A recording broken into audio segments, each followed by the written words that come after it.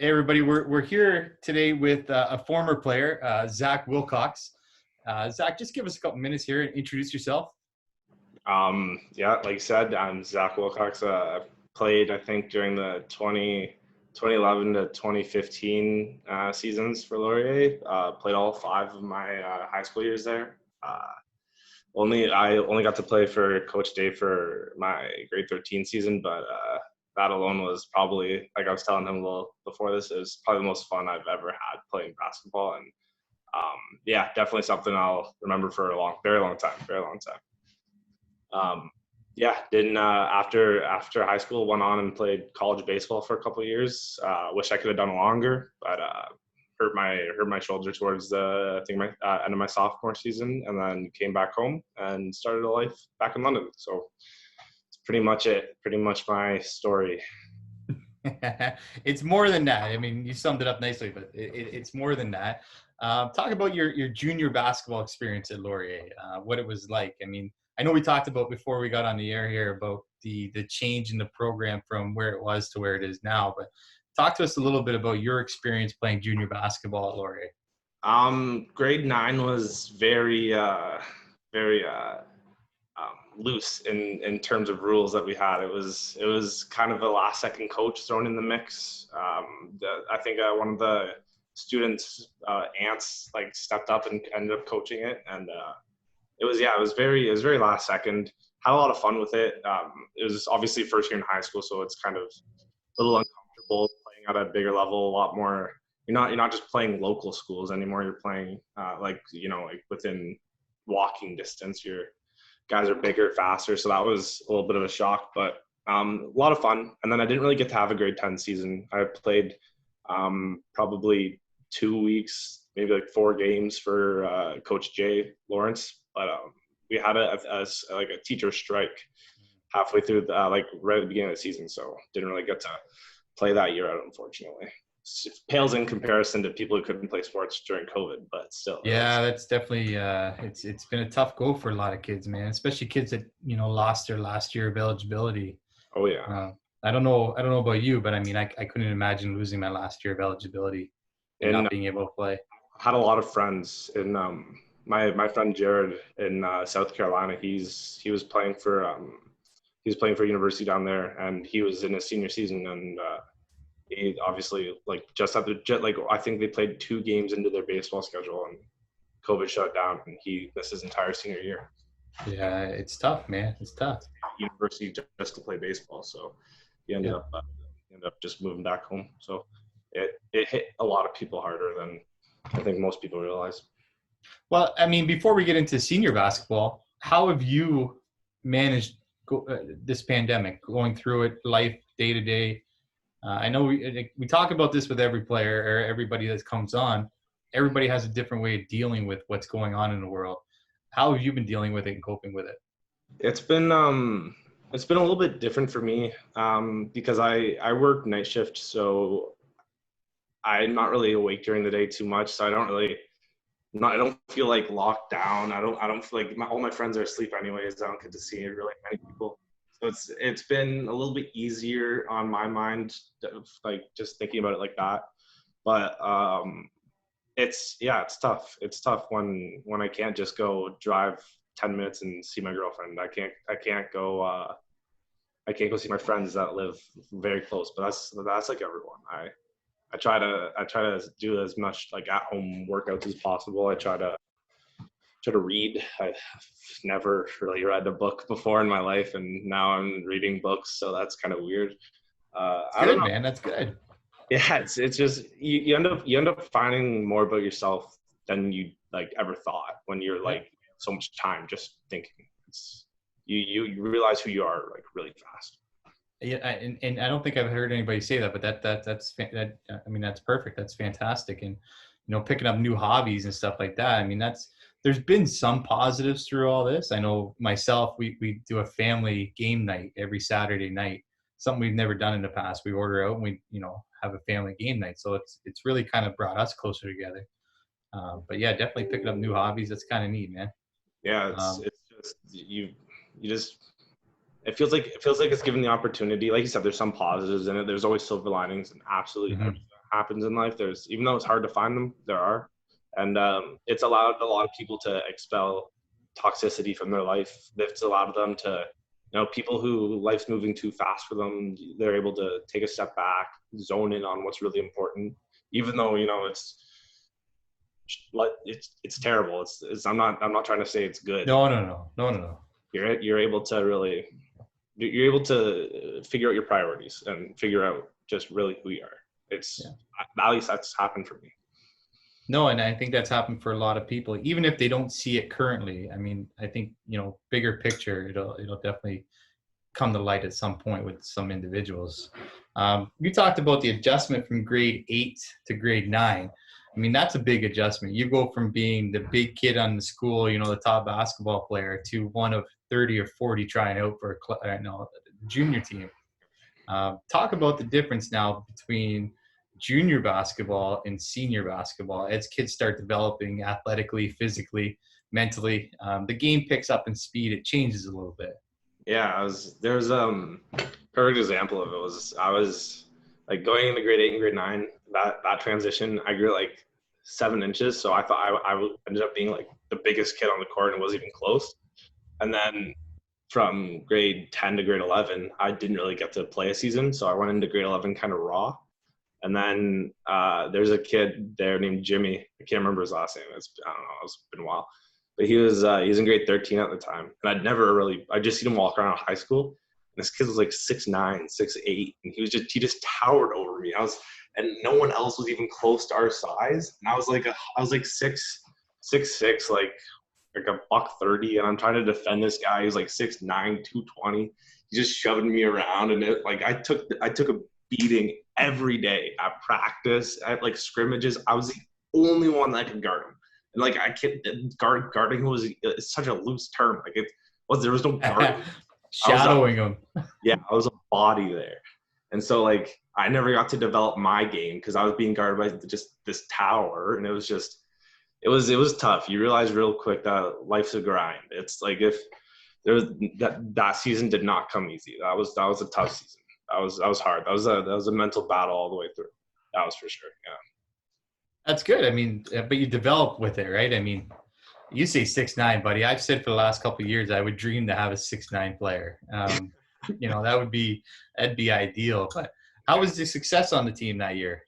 It was mixed because we had a lot of individualistic personalities, a lot of people trying to do solo stuff on the court, and there was no spearheaded direction. We weren't all trying to swim upstream at the same time. Like there was no coordination. A lot of skill for sure.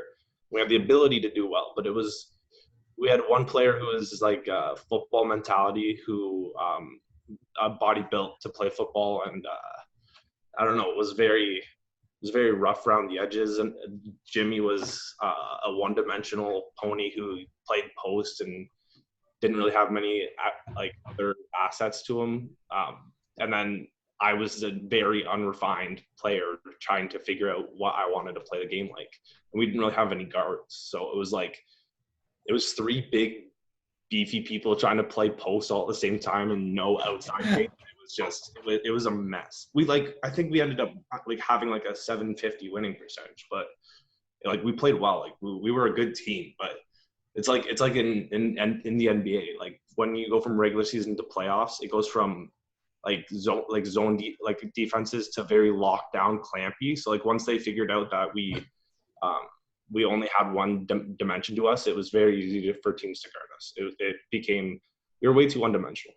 Yeah, fair enough. And I mean, having 3 guys sitting in the post, your transition defense couldn't have been that great. Yeah, no.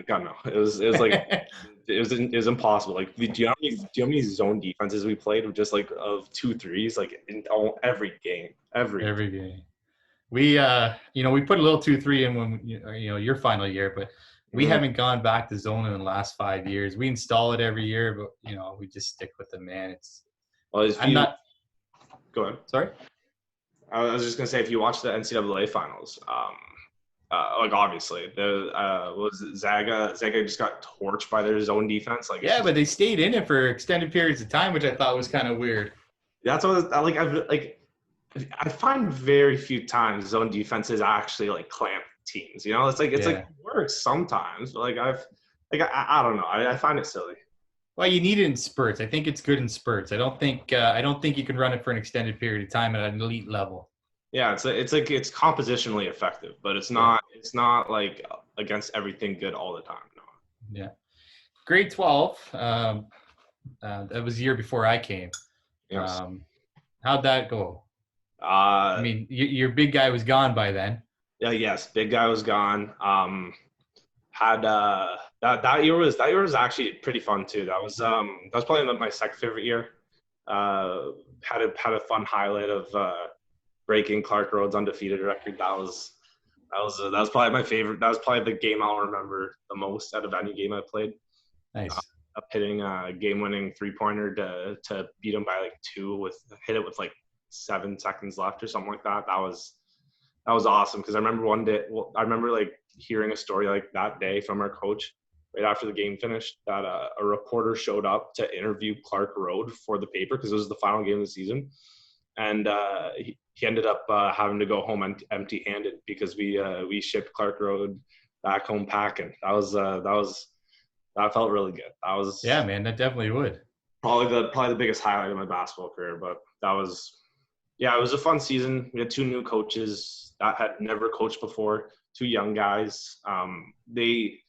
They meshed well with us personality wise, and they had us like we had a good team chemistry that year, and we all felt comfortable for sure. But the work ethic wasn't there. No one. We were way too comfortable. Is a good way to say Mm-hmm. it. We were Yeah. it showed up like it seemed like we were showing up to have fun more than it was to work. But like at the same time, high school basketball at that time was to have fun. It wasn't there, and I still think it should be to have fun Oh, in 100%. regards.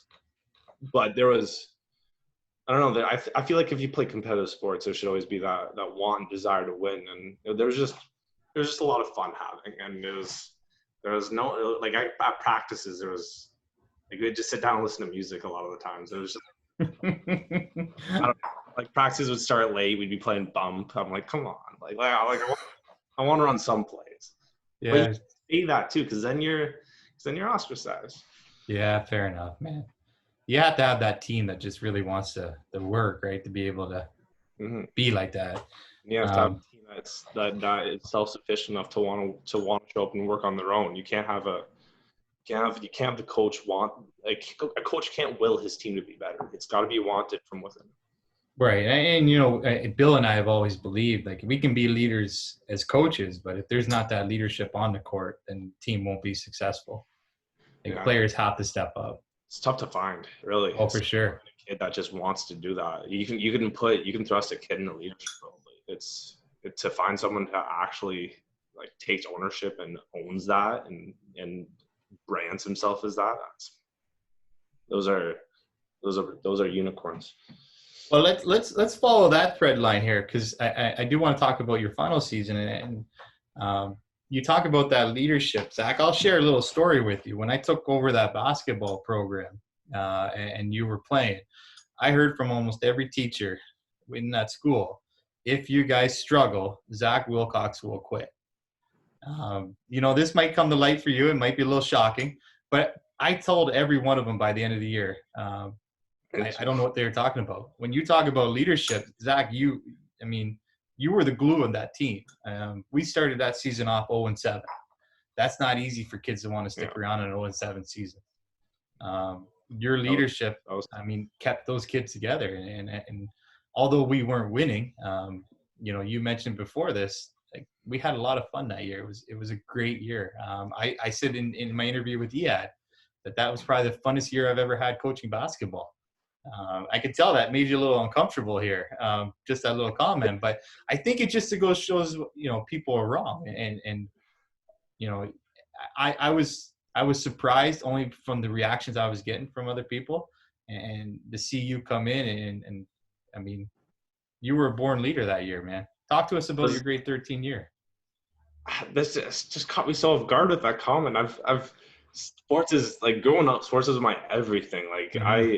I lived and breathed competition. Like that was like I the only reason I stayed back for my grade 13 year was to literally to mature my mental aspect, which was far, albeit like lacking heavily. I not naive to that whatsoever.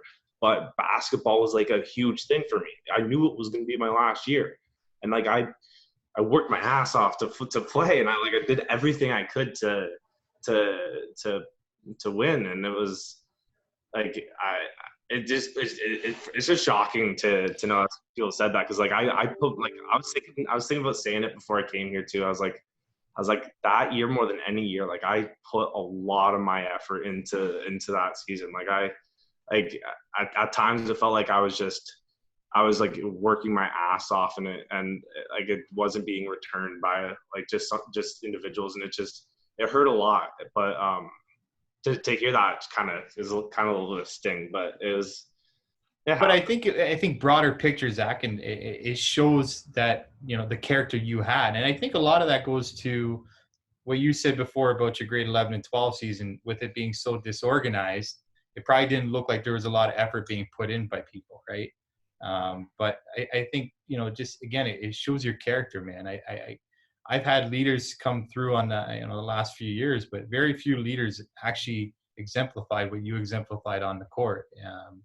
It was tough to stick through it with the Laurier, because like sitting back, like after I left Laurier, there was a junior coach and a senior coach that was there the whole time, like for like multiple years in a row. When I went through Laurier, I had a different coach every single season. Every year I had a new system be implemented. I had new ideologies about how the games played, new just everything was brand new thought processes, everything, how they were going to use me. Like some people wanted me bringing the ball to the court, which is ridiculous. I don't have left hand. Some people wanted, it was just crazy. It was tough to find consistency through the chaos, but it was a lot of fun. I can't, I wouldn't say that I wouldn't have done it again, but it was a lot of fun, but it was chaotic. And now there's consistency throughout the program. So my tenure and experience through Laurier compared to what kids are experiencing now is dramatically different. Dramatically different.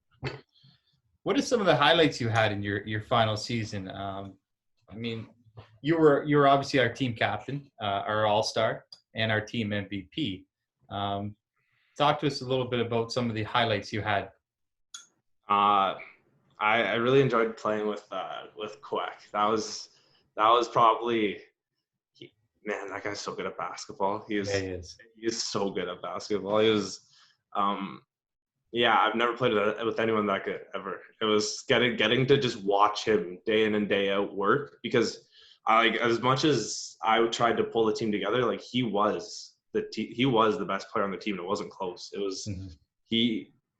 Just watching him work every day made me want to work. So honestly, that was probably the highlight of that entire season, was getting to work with him, because his skill set was insane to me. Like I couldn't comprehend it. Like he had a left hand, he had post moves that I couldn't understand. He had a shot that was consistent. He outworked me on a daily basis. It was crazy. So seeing, even though we didn't like succeed well, like he made me a better player 100%. Just being on the court with him. That was probably the best part of the season for me, was just getting to be around him. Well, he made everybody better, though. I mean, we emphasized that we started off 0-7 that year, but we ended up winning 6 of our last 7 games. And that was one of the few years that they didn't, nowadays everybody makes playoffs. Where you're seeded is where you finish. That year, I think only the top 6 teams made the playoffs, and we ended up finishing 7th or 8th. I think that year, and I've talked to a few other guys, we would have made some noise in the playoffs that year, I think. Yeah, we were picking up steam. That was yeah, like I no doubt in my mind, because like even watching Ead's game transfer like over the course of the year, that was a kid who I only saw playing basketball really like outside on during like lunch and like passing glances, and he outworked a lot of people. Like his game changed a lot within like a single season. It was amazing to see. It was, like I'd never seen a team develop and change that quickly over a period of a season. But like that just goes to show like the coaching staff that wouldn't have happened with any other coaching staff like I played for. it wouldn't have. The way you were able to mold people's minds and get them to see a vision. Because like I've played for more skilled teams, but not like a team all trying to do the same thing at the same time. Because that's different. Like I'd much rather have a team of people who want to work their like ass off every single day than have like a bunch of skilled people just all over the place, not committed to the same goal. It's like talent does not beat hard work. No, I definitely agree with you on that, and I do appreciate you saying that. Um, I mean, we had a few other guys develop that season. Ahmed, he developed quite a bit, and yourself included. I mean, you were probably the only 6'5", 6'6" kid I've ever had that refused to go inside that 3-point line. You know how many coaches after every game would say to me, "Man, that kid would have killed us if he stepped foot inside that 3-point line." I think Zach with his old school headband, shooting the threes everywhere. My knee-high socks. What's that? My knee-high socks. Your knee-high socks. I mean, it was old school to the bone, and I did mean to bring my bandana. I told you, our headband to kind of, in honor of Zack Wilcox. But I was taking a peek at was it Huddle? I still have the Huddle profile on there, and I was watching my old. I think there's this game versus like SDCI where I hit like a corner three, came running down the court, and next possession walked up, hit a three from the top of the circle. It was, and I remember that game specifically. I think I had like 26 points and like a bunch of rebounds, and the big man came up and shook my hand after the game. And he's like, "You're the most skilled big man I've ever played against." And I was like, "Bro, I just shot. Like I don't think I'd use I didn't use a single post move." I was like, that's not a skill. It's like just defend, just put a guy on the perimeter. But yeah, that was fun. That was a good year, man. And you guys were a pleasure to coach. I mean, that's what kind of made me want to keep coming back and back and back. And, I think we've done a pretty decent job building the program. But again, that doesn't happen without you guys in year one. And, it's unfortunate, like you said, that it took your final year for stability. But any success we've had is a contribution of, your playing days and Ehad and Ahmed.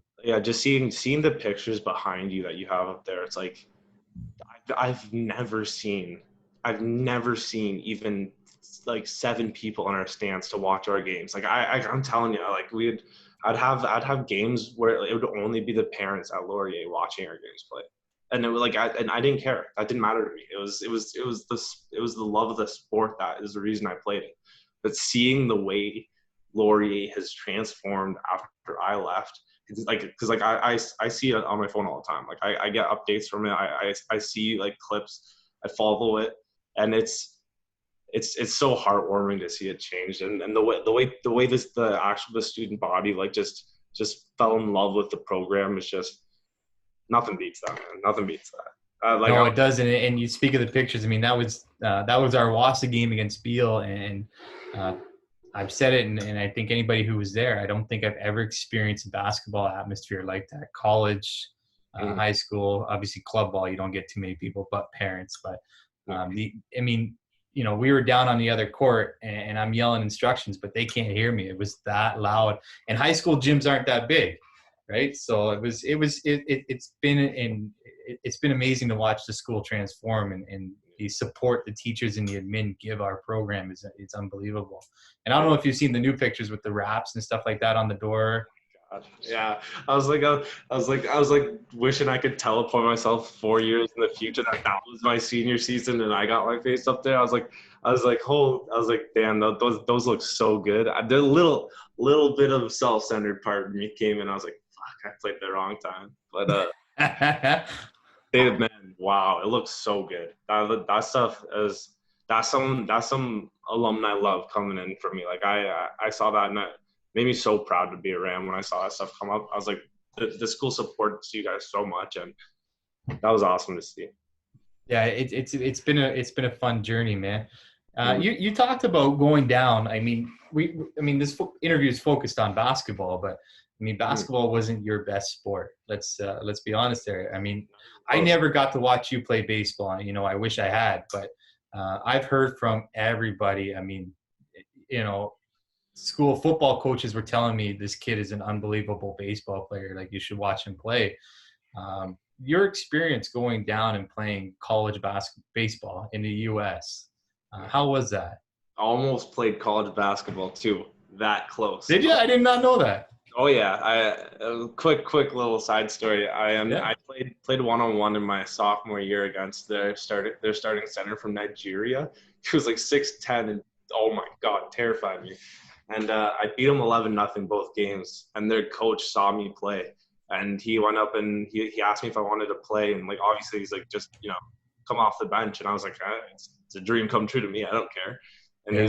he's like, do you want to play? I was like, hell yeah, I want to play. And so he went up and asked my baseball coach, and he was like, nah, he signed a scholarship to play baseball. I'm not losing a starting pitcher to play basketball. Oh man. I was so mad. I was that close to being a two-sport. I was that close. But baseball was hard. It went from being very easy to me my whole life to now you got to work. That nothing is earned, especially in junior college. In a 4-year school, you have time to develop. You have chances. You have longevity in your athletic career. Junior college, half of the roster gets flipped every season. So as freshmen, you have more opportunity to play. It's the nature of junior college. So getting down there as a freshman, I had the ample opportunity to play right away, and I took every advantage of that. I think I ended up at one point in the year, I was like 23rd in the nation in ERA. I was averaging like 12 strikeouts per 9 innings. It was like the best. I went from having a terrible year before I went to college to having one of the best years I've ever played baseball. And I was getting looks at from different universities. It was a good year for me. And then started getting a little homesick from it. Didn't really like the environment of my junior college too much. Coaching staff was very live or die by work ethic, and it was not. I don't know. It wasn't a good atmosphere for a lot of the people there. A lot of the baseball players are struggling to cope with the coaching staff and their methods, let's say. But it was other than that, like just the pure baseball side of it, it was really good. It was really high intensity. Had a bunch of players and that I played against get drafted. Went down to Mississippi, played in a showcase down there. It was a lot of exposure. You're playing against the best the best of the best. It's college baseball. It's like that doesn't get harder than that. It's like if you first, like, there's no fun in that. There's no fun in the game. Is you're there to work. It is your job. You're getting paid. Yeah. You're getting paid in education. It's intense, but it was fun. It was fun. You find ways to enjoy it. Good. I mean, that's a definitely different experience going down there, and especially in the U.S. where baseball is obviously taken a lot more serious than here in Canada. But I did not know that about the basketball. That would have been so cool. That would have been pretty freaking awesome. I still hold on to that one. No kidding. I could tell you're getting a little angry there telling the story. I was so mad. Zach, before we finish up here, I like to ask everybody afterwards to finish up with like your thoughts on Laurier as a school in general. Any grade 7 or 8 kid that might be watching this and thinking about Laurier as their school, what would you say to them? 2 words: family environment. That is my biggest thing. I grew up within walking distance of Laurier, and so that was my natural school. That was my path. But it was home. It was home. The teachers, you can tell they did like outside basketball, like in general. The teachers, everyone cares. Like Coach K, from Coach K to Risdale to Cosset, like all of the teachers there, man, they have such big hearts. It goes above and beyond just educating. They support you through everything, and that was home. That was home. That's perfect, man. You have the opportunity to be yourself. You do. You find out who you are real fast. No, that's perfect. Before we go, I don't know if you know this, Coach Costa's actually retiring this year. If you want to finish this off with any words to Coach Cossett, I mean, we love the man. We're gonna miss the man, but Wow, yeah. My first football coach, old Cornelius. Well, happy retirement, Roy. It's wow, you changed a lot of people's lives. You were there for all my siblings, that's for sure. And I can't wait to see what you end up doing with the rest of your life. And I'm sure I'll have a couple drinks with your son to celebrate. nice. All right, Zach. Hey, thanks again for being with us, buddy. I can't tell you how much I've enjoyed catching up with you, and it's always great talking to former alumni that have been away from the school for a little while to find out what they're up to. Yeah, thanks for having me. I came back from a surprise that this whole series was started in the first place. Definitely would never have dreamed a school supporting their players as much as this. But yeah, well, thank you for having me, and I appreciate it.